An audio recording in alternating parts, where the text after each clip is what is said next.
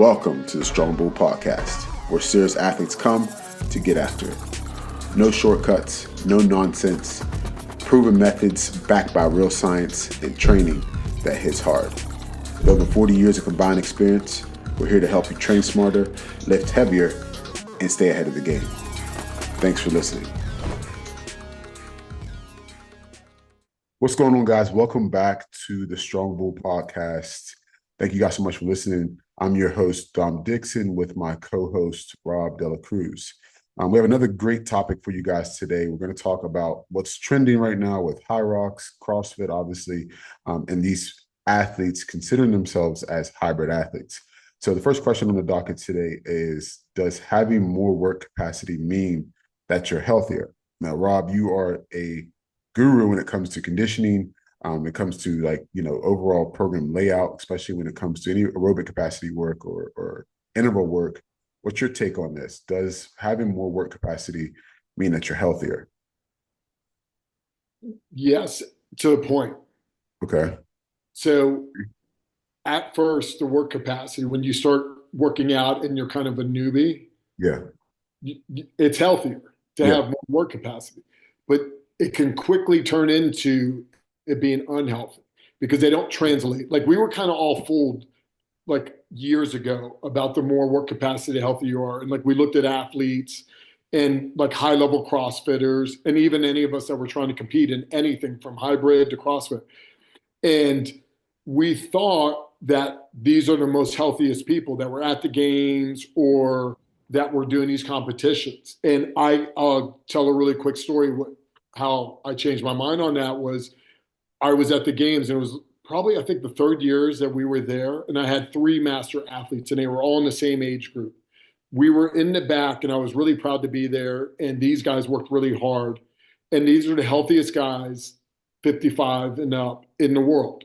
Or Yeah. that's what we thought. Yeah. But these are the most fittest guys who had the most work capacity. Yeah. When I was in the back, I was looking around, all of them had issues. And then there were some other coaches that were started taking blood markers. Mm. Then I really realized that they had a lot of work capacity, but their blood markers were pretty close to being unhealthy, someone that was sick. Absolutely. They had so much inflammation going on, their hormones were moving around a lot. So there is a point where too much work capacity becomes unhealthy. Yeah, I agree. I think my argument is always fit versus healthy.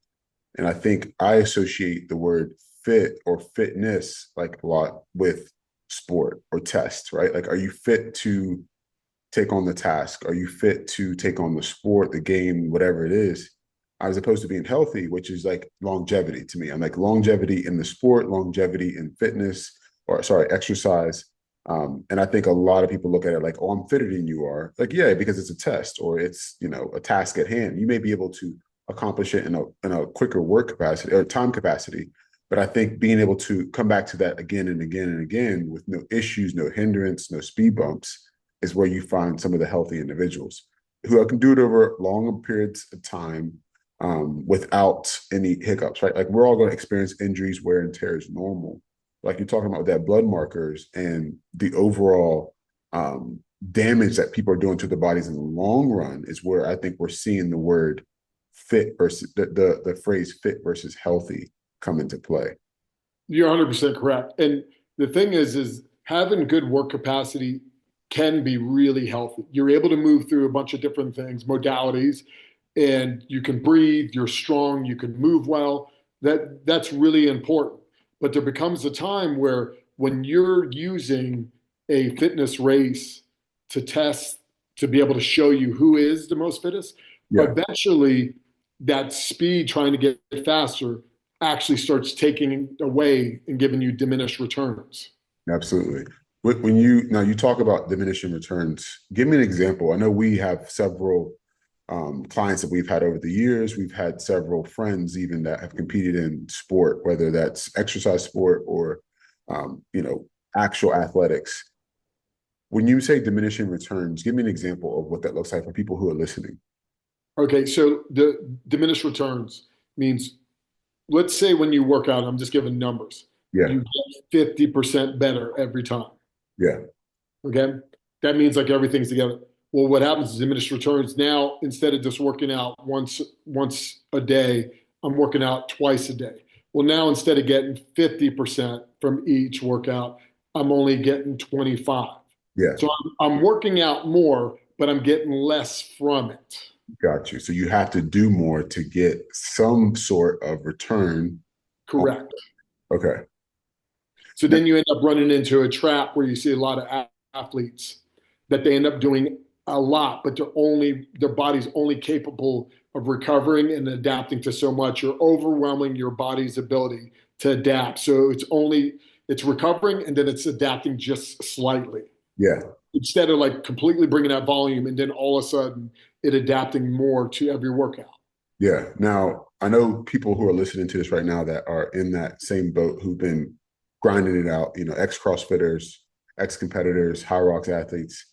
The question that I see a lot, and I don't know if you can agree with this, is that they're so worried about losing what they've gained, right, with the work that they've accomplished. Now, in your experience, what is something that'll maybe ease their mind, right? Like if I'm somebody who works out twice a day because my sport, in my eyes, demands it, or I see other people doing it, what's something that would maybe ease their minds that they don't have to do so much, right? Like I think they're operating in that 90 to 95% of work capacity and intensity. What's something that can ease their minds to be like, okay, you don't have to punch it to, you should probably never dip into 90, 95 during training. What's something that can ease their minds, in your opinion? You know that's a hard one. Yeah, it's a You little bit. know, because when you deal with the athletes, that's a hard one for them to try to go and understand. Hey, less is more. Yeah, But you always got to bring it back to why they're doing it. If they're still competing, then I tend to not like be in that conversation that much. But if they're looking to get at it, they're out of competing, and now what's their like next turn in life where they're going, and they want to be healthy. You try to explain to them that with doing less is more. So they might not be and put up those exact numbers, but yeah, they can be really close and they're only doing half the work. yeah, absolutely. And it's just really them like trusting the coach that's trying to show them that and then them doing it. But they have to be ready to Yeah, see that yeah. because no matter what, you cannot. So when you're peaking for competition, and all those CrossFitters that competed, they know you cannot hold that.